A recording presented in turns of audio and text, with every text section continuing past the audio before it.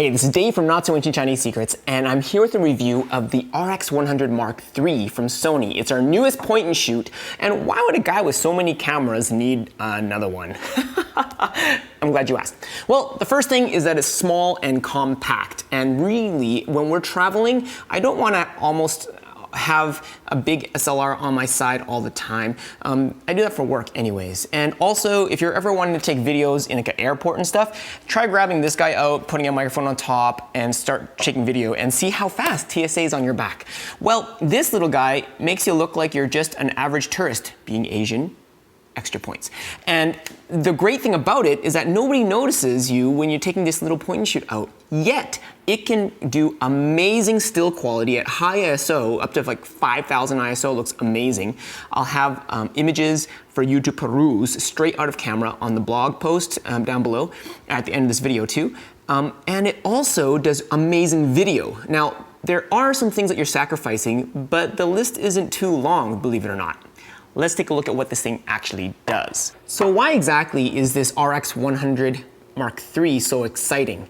Sony's managed to cram a lot of stuff into such a tiny form factor, and a lot of those things actually work really well. One thing is that they've got a larger chip than usual in a point and shoot. It's a 1-inch chip, which isn't going to be as big as the APS-C crop sensor that you'll find in DSLRs or the Fuji system, but it's a lot bigger than the average point and shoot. That allows us to get some depth of field, like shallow depth of field, if you're shooting at the 1.8 side. The second thing they've done is put a really good lens on it. It is a 1.8 at the wide side at 24 millimeters, and then it stops down to the long side at 70 millimeters to 2.8. One little niggle that I have is that it stops down pretty fast. By the time you hit 33 millimeters on this guy, you're already at 2.8, and then it stays there for the rest of the range. So really, the only time you're gonna get that out of focus blur is when you're really close up to the subject. So food photographers, rejoice. One of the new features that this update includes that really excites me is the electronic viewfinder. Now, as a SLR user, I've always composed and got used to composing with my eye to the viewfinder. And I just find that I compose better images this way versus having it at arm's length and composing with the LCD screen. So I do love the electronic viewfinder, and it's well implemented. It's easy to see in bright sunlight, and it works well. The only negative is the fact that right now, currently, when you close the viewfinder, the camera shuts off. I've heard that Sony's going to be releasing firmware that will change that so that you can keep it on, so you can switch the LCD in the viewfinder and close it without the camera turning off. And that will be a big bonus. Another thing that I really love about the Sony is the fact that the screen not only goes up to 90 degrees like the Mark II, but on the Mark III, it now goes all the way to 180. And why that matters, it's great for selfies, but also great for video recording. And one of the main reasons why I purchased this is so that I can do video recordings and tutorials on the road. And if you're going to be shooting yourself as a family, this is great to be able to do your own images and just put it on a tripod and go. This little guy also has a great implementation of its Wi-Fi, so you can share to your iPhone or smartphone really simply.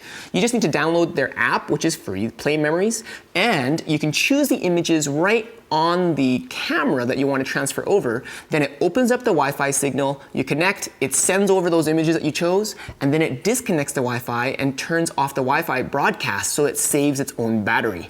Really smart.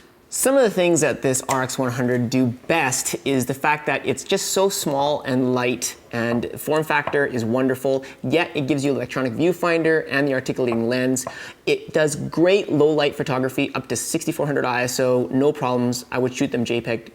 There is a little bit of aggressive noise reduction, but you can also turn that off. You'll get more pixelation, but a little more detail retention as well. It also has very good low light video recording as well. And the only thing with the video recording that's kind of a negative is the fact that there is a rolling shutter issue. So if you're recording moving objects, or for my example, I was on a boat, so I was really quite shaky on a speedboat, then you can notice artifacts from the rolling shutter where things compress and do weird things and bounce around strangely. So not great for action recording of really fast moving objects in video.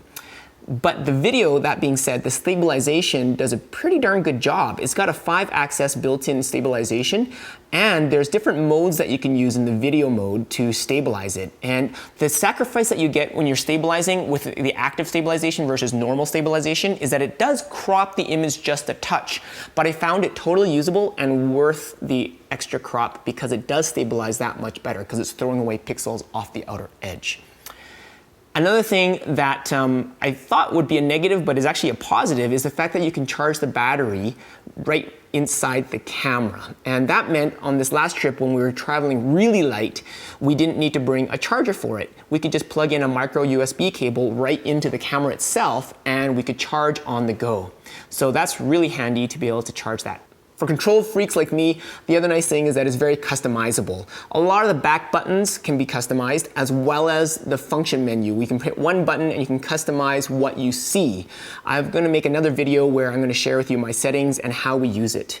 Another thing that's really good and well implemented are the multiple auto modes. So whether you're in shutter or aperture, also the auto ISO and the auto neutral density also work really well, and it's the first time that I've really trusted a point and shoot to really be a point and shoot. What I do is keep the exposure compensation dial as my front ring here, so I can always change it to will before I take the picture, but really it's done really well to make it very easy to capture great images. Now, no camera's perfect, so there's some things that I do wish that it did better. One, I wish that it did have larger aperture for more of its zoom range. Right now, you've got about the 1.8 only for the 24mm range. Once you zoom in, you lose that very quickly. So by 33mm, you're already stopped down to 2.8. And with even a 1-inch sensor, which is larger than most, you're not going to get that really shallow depth of field that you might want if you're shooting like an SLR, if you're used to that kind of thing.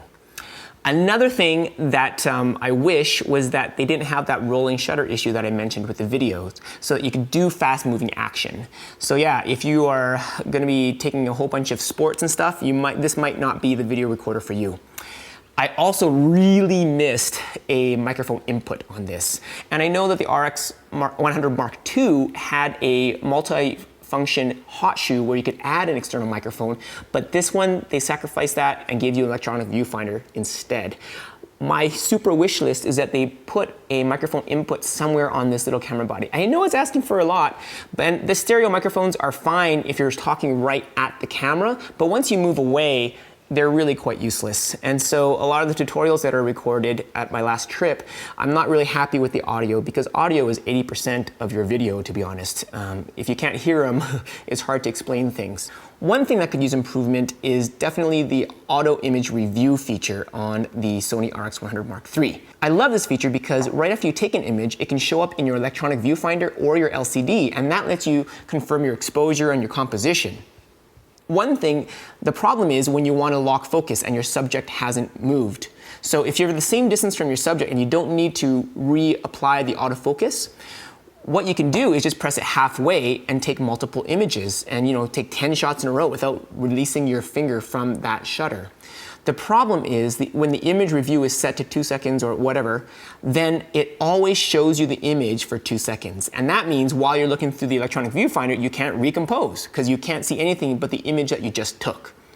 So a better implementation would be not showing the auto image review until after you released fully the shutter button. And that means I could take several images in a row, recompose, shoot when my subject hasn't moved, and then I can release and then check what my image looks like. So just a little thing like that, but I'm hoping they can do that in firmware too. Another really fine, small detail that I wish that they would have implemented better is a tripod socket. So on weaker tripods, it's not going to be able to hold this up because the tripod socket is not centered.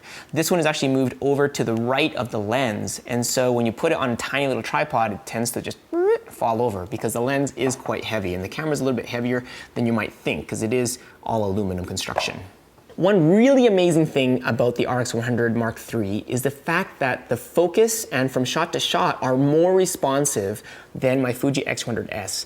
I seem more sure of myself when I'm taking pictures and I don't miss a thing.